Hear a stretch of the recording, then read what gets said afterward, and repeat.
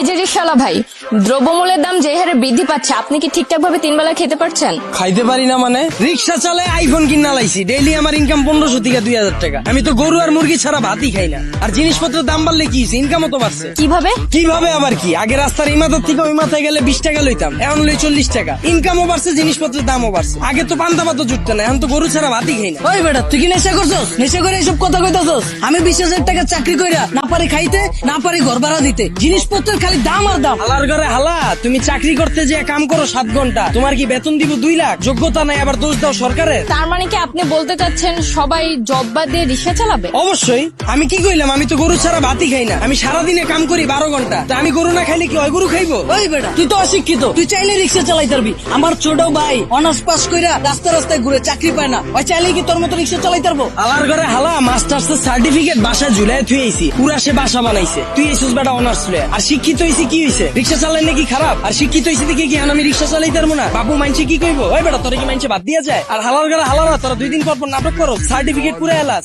Honours masters pass করছো টাল্টিবাল্টি করে, চাকরি পাবি কইতে? যারা পাওয়ার হেরা পায়, এরা নিজেরা ওইভাবে তৈরি করে। তোরা 10 লাখ বেকার ঘুরো স্কিল লিগা, সরকারের দোষ দা স্কিল লিগা। তোরা যখন বুঝছস যে তগরে দিয়া পড়ালে হইব না, করতে গেছিস কে জোর কইরা? ও বুঝছি, সার্টিফিকেটের লেগা না? বিয়ার সময় যেন কইতে পারো যে আমি গ্রাজুয়েট, আমি ইঞ্জিনিয়ার, আমি শিক্ষিত। বন্ডামি বাদ দিয়া তোর বাইরে রিক্সা লয়ে বেরিতে। তার মানে আপনি কি বলতে চাচ্ছেন, আপনি নিজেও অনার্স মাস্টার্স কমপ্লিট করছেন, কিন্তু নিজেকে ওইভাবে তৈরি করতে পারেননি, যার কারণে আপনার জব হয়নি? হ্যাঁ অবশ্যই, মিছা কথা কমুকে। আমি নিজের ওইভাবে তৈরি করিনি, আমি জবও পাইনি, আমি রিক্সা চালাই না শুরু করছি। আর এই যে 10 লাখ বেকার ঘুরতেছে, একটাও কি বুকে হাত দিয়ে কইতে পারবো নিজে সর্বোচ্চ চেষ্টা করছে? আর এই যে 10 লাখ বেকার ঘুরতেছে, একটা বুকে হাত দিয়ে কইতে পারবো নিজে করে ওইভাবে তৈরি করছে, নিজে করে সর্বোচ্চ চেষ্টাটা করছে, তাও চাকরি পায় নাই? সারা রাত খেলছে কার্ড, সারাদিন গার্লফ্রেন্ডের সময় দিছে, ওরা চাকরি পাইবো কইতে? যারা পাওয়ার হেরা পায়। আর গ্রাজুয়েশন কমপ্লিট করছিস ভালো কথা, বইয়ের রিসিস কে? ব্যবসা কর, উদ্যোক্তা হ, ঝুঁকি ল, হাজার মানুষের লেগে রাস্তা খোল, এসব বন্ডামি বাদ দে। কিন্তু বাংলাদেশের মতো এরকম গরিব দেশে দ্রব্যমূল্যের দাম বাড়াটা কি স্বাভাবিক? ভাই খারাপ। এই দেশ গরিব দেশ কেটা কইছে আপনাদের? এই দেশে 150,000 কোটি টাকার সিগারেটই বিক্রি হয়। বিশ্বের ভিতরে 5 নাম্বার বিড়িখোর বাংলাদেশ। এই দেশে মানুষ 20 কোটি, স্মার্টফোন চালায় 23 কোটি, বাইক চলে 30 লাখ, প্রাইভেট কার চলে 50 লাখ। এই দেশ আবার গরিব হয় কেমনে? ওই বেটা, যারা গরিব ওরা গরিবই আছে, আর যারা বড় লোক ওরা বড় লোকই হইতাছে। এমনি দেশ চললে সবাই তো না খেয়ে মরবো। হালার ঘরে হালা, 1974 সালের পর থেকে এখন পর্যন্ত কেউ না খায় মরছে? তুই তো নিজের বুকে হাত দিয়ে কইতে পারবি এখন পর্যন্ত কোনো একবেলা না খায় রইছস? হালার ঘরে হালা, 3 বেলা তো ভাত খাসি, লগে আবার বিকালের নাস্তাও মারা। আর যে কস জিনিসপত্রের খালি দাম বাড়তাছে, খামু কেমনে? জিনিসপত্রের দাম বাড়লে খাস কে, কিনস কে?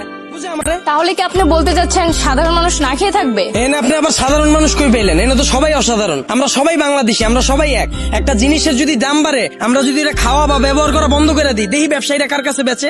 যখনই আমরা খবর পাই কালকে থেকে পেঁয়াজের কেজি 20 টাকা বেড়ে যাবো, ওই দিনে যাই আমরা দোকানে ভিড় করে লাই। তো দোকানদাররা তো আমরা বুঝেই দিতাছি পেঁয়াজের কেজি 20 টাকা হোক আর 2 লাখ টাকা হোক, আমরা কিনা খামুই। যেটা মার্কেটে চাহিদা বেশি থাকবে ওটার দাম তো বাড়বেই। আমরা যদি সিদ্ধান্ত লই আমরা খামু না, ব্যবসায়ীরা বেচবো কার কাছে? আর পৃথিবীর যখন জন্ম হয়েছিল তখন কি এত খাওয়ান দাওয়া ছিল? তখন কি এত বার্গার ছিল, পিজা ছিল? তখন কি মুরগির কালাবুনা ছিল? কে মানুষ শাক পাতা খায় বাচ্চা রইছে না? আর সরকারের দোষ দিয়া লাভ কি? আমরা জনগণ নিজেরাই তো চুতিয়া। একটা জিনিসের দাম বাড়লে আমরা ফ্রিজ ভরা শুরু করে দিই, ফ্রিজ ভরা বন্ধ করলে এমনি সবকিছু ঠিক হয়ে যায়।